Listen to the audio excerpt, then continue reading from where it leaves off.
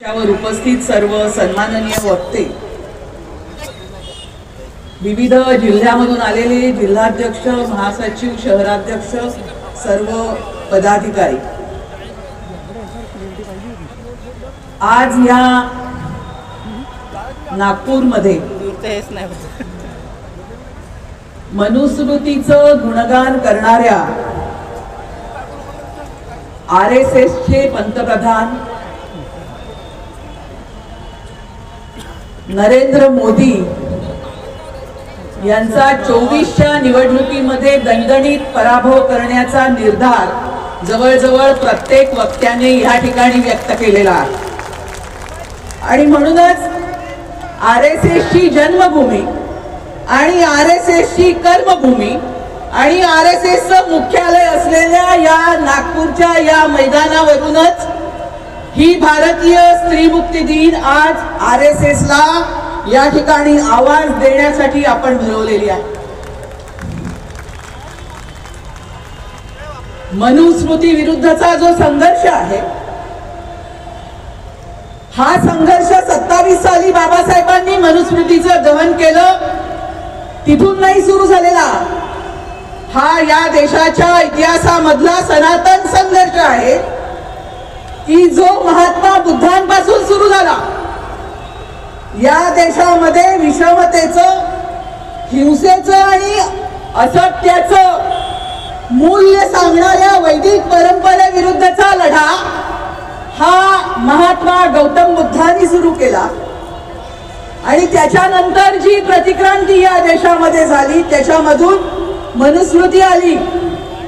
आणि तेव्हापासून आपण बघत आहोत की या देशाच्या इतिहासामध्ये या मनुस्मृतीच्या विरोधी असलेल्या वंचित बहुजनांच्या विविध परंपरांनी या मनुस्मृतीच्या विरोधामध्ये आवाज केलेला आहे. आणि याच्यामधला सर्वात प्रमुख आवाज हा 400-500 वर्षापूर्वी या देशामध्ये, विशेषतः महाराष्ट्रामध्ये जी वारकरी आणि संत परंपरा झाली, या संत परंपरेने केला. त्याच्यानंतर आधुनिक काळामध्ये महात्मा ज्योतिराव फुलेंनी मनुस्मृतीचं दहन केलं आणि त्याच्यानंतर 50 वर्षाहून अधिक काळाने बाबासाहेबांनी मनुस्मृतीचं दहन केलेलं दिसतं. आज आपण बघतो की आज 23 साल आहे, जवळजवळ 4 वर्षांनी बाबासाहेबांनी मनुस्मृतीचं दहन केलेल्या घटनेला 100 वर्ष होते. परंतु एवढा संघर्ष, एवढा प्रदीर्घ संघर्ष करूनही आजही आपल्या देशामधली मनुस्मृती नष्ट झालेली नाही. आपल्या घरीदारी, आपल्या समाजात, आपल्या सरकारात, सर्व ठिकाणी मनुस्मृती आपल्याला दिसते. बाबासाहेबांनी मनुस्मृतीचं जे दहन केलं त्याचं कारण होतं की चौदार तळ्याचा सत्याग्रह केल्यानंतर त्या ठिकाणी सनातन्यांनी चौदार तळं शुद्ध करण्याचा कार्यक्रम केला. आणि याचं कारण असं होतं की लोकांच्या मनामध्ये मनुस्मृती आहे.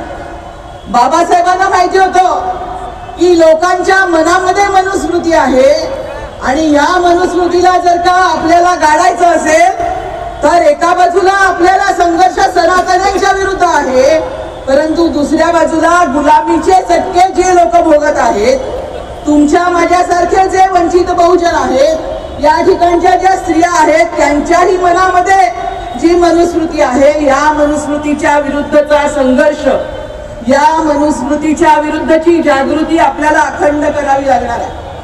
इथे आपण म्हणतो की बाबासाहेबांनी 27 साली मनुस्मृतीचं दहन केल्यानंतर आपण या ठिकाणचा मनुवाद गाडला. ही वस्तुस्थिती नाही. आजही आपण बघतो की आपल्या घरामध्ये दारू पिऊन महिलांना झोडपणारे नवरे आहेत. पायातली वहाण पायातच राहिली पाहिजे असं महिलांना ठणकावणारं या ठिकाणी पुरुष आहे. दारामध्ये तेच आहे, घरामध्ये तेच आहे आणि सरकारामध्ये आणि सत्तेमध्ये देखील तेच आहे. आणि ह्या मनुस्मृतीचा प्रभाव असा आहे की आपल्याला असं वाटतं की ही मनुस्मृती फक्त हिंदूंची हिंदूंचा एक ग्रंथ होता. खरं तर मनुस्मृती कोणी हिंदूंनी पण वाचलेली नाही, परंतु ती आपल्या मनात असते. आणि हे परत आपण नीट लक्षात घेतलं पाहिजे की फक्त हिंदूंच्याकडे नाही, बौद्धांच्याही घरामध्ये मनुस्मृती आहे, ख्रिश्चनांच्याही घरामध्ये मनुस्मृती आहे आणि मुसलमानांच्याही घरामध्ये मनुस्मृती आहे. आणि म्हणून धर्मांतर केलेल्या अनेक या ठिकाणचे जे लोक आहे, हे समूह आहेत, या समूहांमध्ये आपल्याला जाती व्यवस्था नष्ट झालेली दिसत नाही. त्या ठिकाणी देखील परत नव्याने जाती व्यवस्था काम करताना आपल्याला दिसते. आपल्याला माहितीये की कुराणामध्ये इस्लामने मुस्लिम स्त्री पुरुषांना शिक्षणाचा समान अधिकार दिलेला होता, परंतु भारतामधला मुसलमान मात्र आपल्या घरातल्या महिलांना जे स्वातंत्र्य, जे शिक्षणाचे अधिकार इस्लामने दिले ते द्यायला मागत नाही. याचं कारण काय? तर मनुस्मृतीची संस्कृती ही अशी कीड आहे, आपल्या संपूर्ण समाजाला लागलेली कीड आहे की त्याच्या विरुद्धचा संघर्ष आपल्याला स्वतःपासून करावा लागणार आहे.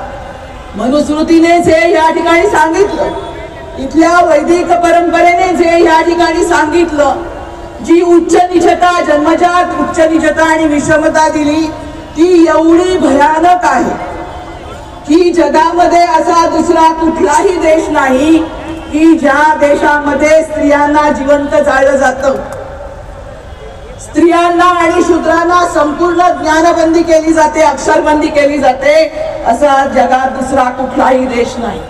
आणि त्यामुळे ही अशी जी मनुस्मृती आहे, त्या मनुस्मृतीला मूल्य देणारा जो या ठिकाणचा वैदिक धर्म आहे, त्याच्या विरुद्धची आपली लढाई आहे.